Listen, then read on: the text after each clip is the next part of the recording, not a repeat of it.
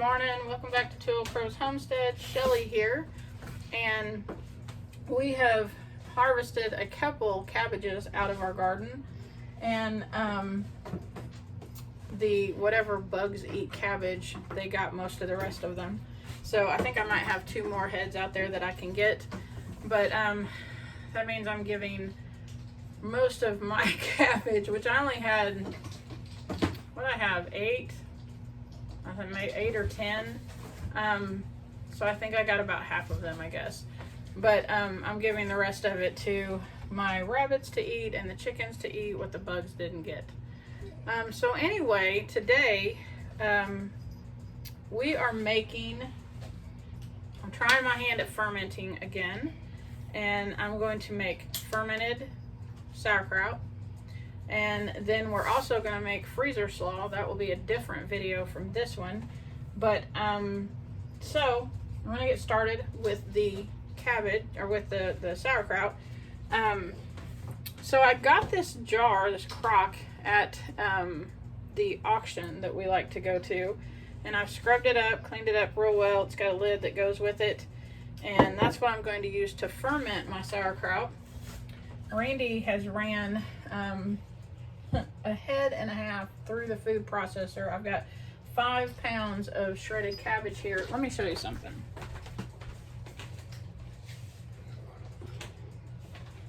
I got some cabbage from the farmer's market because I wanted to make a bunch of this freezer slaw, and we didn't get enough out of our garden to do that. But Crystal has a friend that her family has a big garden. Check out these heads of cabbage. But look, they're flat. So they're not perfectly round like I normally see heads of cabbage. I'm sure this is some variety or whatever. But I got 2 of these from her, and I cut up one of them to put in here. I'm sure that out of that 5 pounds, the head that came out of our garden was probably 1.5 pounds, and the rest of it was, because the other one was bigger than this one. They were huge. All right, so to make sauerkraut, you can use canning salt or you can use kosher salt. So the recipe calls for 4 to 5 teaspoons to every pound. So 24 teaspoons. If you went with 5, that'd be 25, right? So 24 teaspoons is actually half a cup. So that's what I'm gonna add.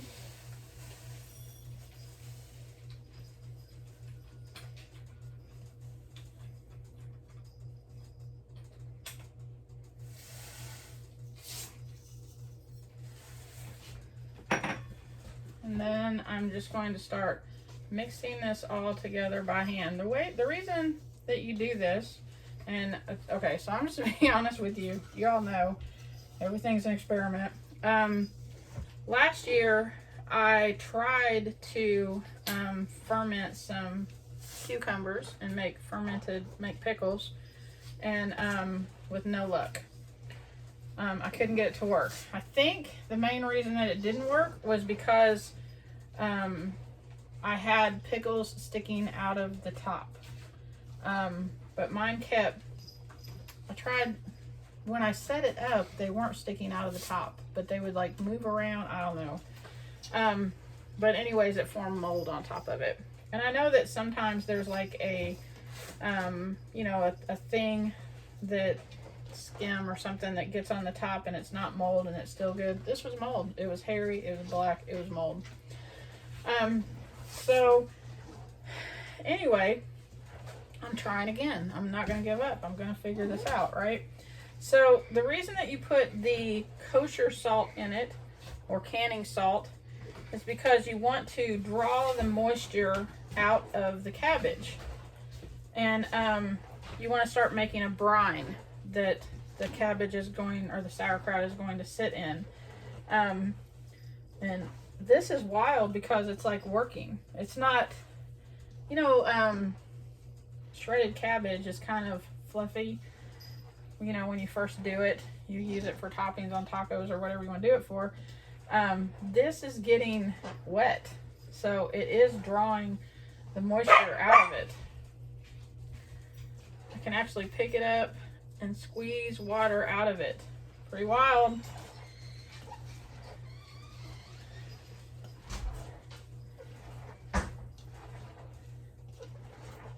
All right.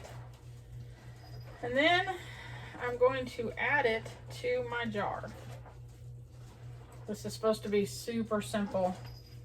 I hope it is, but I'm going to add it to my jar.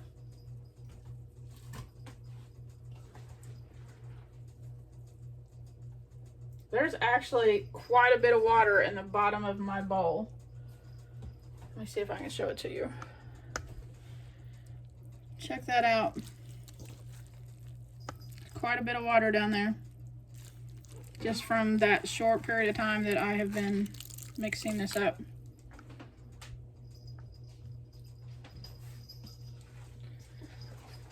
So I'm going to put all of the cabbage into my crock and the brine that has come out of the cabbage.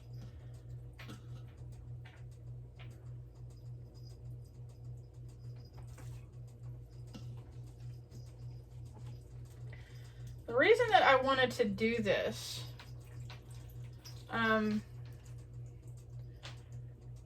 is because I'm trying to get healthy. I'm just being honest. I'm trying to get healthy, and I'm starting to do intermittent fasting. And one of the things that I have found through doing this and reading and all that, researching everything, I feel like my gut is not healthy. Which, one of the things that can destroy your gut is antibiotics. And, you know, when you're sick, you're sick. Got to do what you got to do. And I am not, you know, everybody is responsible for their own health, right? I'm not saying this is what you got to do, this is the only thing to do, because some people out there, when you start talking about this stuff, they are die hard. But I cannot believe how much brine this is making.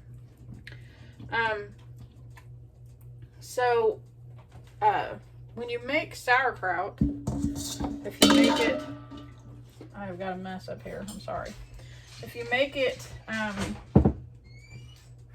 want to set this up here where you can see it.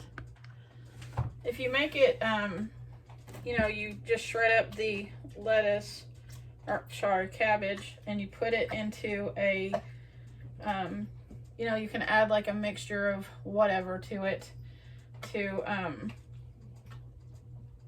you know, make it taste. Obviously, you're going to need salt and stuff like that. And then you put it in jars and can it. I made a video doing that. When you can it, you have to pressure can it, and it kills all of that good bacteria that your gut needs.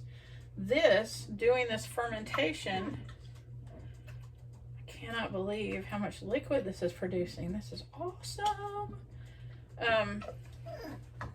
Doing it the fermentation way is going to not kill that good bacteria that you need for your gut.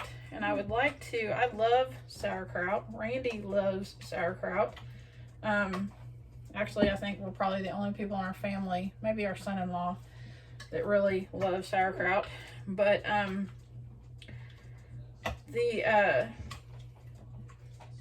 want to be able to just like have this, you know, once it's done fermenting, stick it in the fridge and have it to eat for, you know, a side dish for lunch or whatever, and start repairing my gut.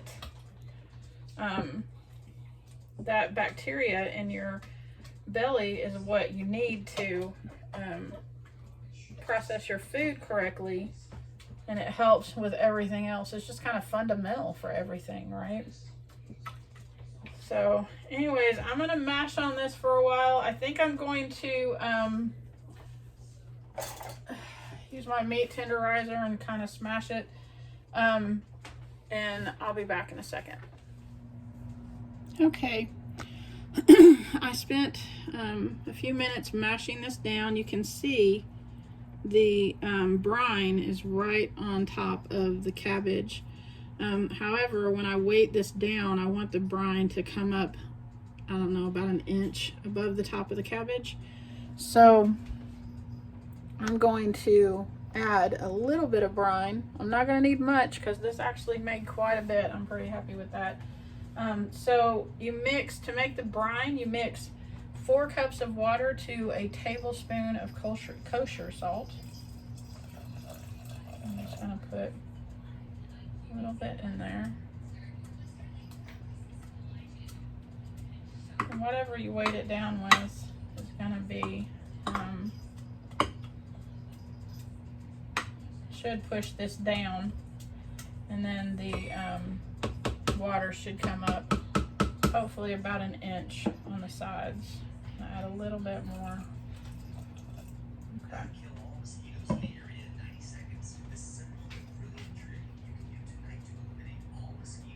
And I'm just wiping around the edges to get all of the excess off. Down in there. All right, I have some of the cabbage leaves from that big head of cabbage that I saved, and I'm going to lay them in here on top of the cabbage, and I'm going to set my weight on top of that.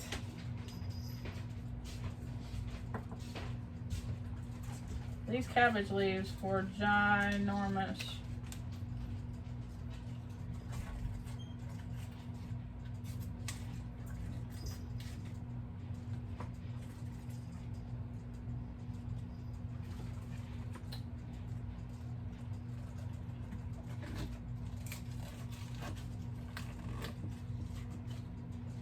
Check this out. Look how big that leaf is.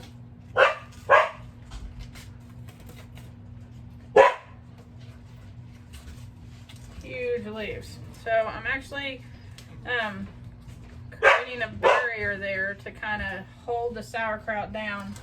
And then I'm going to take my weight, which is just a gallon-sized bag of water, about half full. And I'm going to set that on top. And you see when I do that, the water comes up on the side. You've got about 1 inch of space. I want to let some air out of my bag. You've got 1 inch of space. So the sauerkraut starts right about there. Here's the layer of cabbage, and the water is up to the top of the cabbage. Pretty cool. Send good thoughts this way. Pray that this works. So next I'm just going to take a towel and put it over the top here and set this in a cool, dark place, which is going in my pantry. I'll put the lid on it, and I will check on this. I'll probably check on this in a week to see how it's going, and then maybe every week. Sometimes this takes 4 to 6 weeks. From what I've been researching, the best is just to get it to the taste that you like it, the saltiness that you like it, and then it's good to go. So yeah, I'm super excited about this. Check it out, y'all. Anyway, I hope y'all have a fantastic day, and I will give an update on this and let you know if it works or not. And fingers crossed, first hopefully successful fermenting thing of 2023. Talk to you later. Bye. Yeah, God bless you. Have a great day.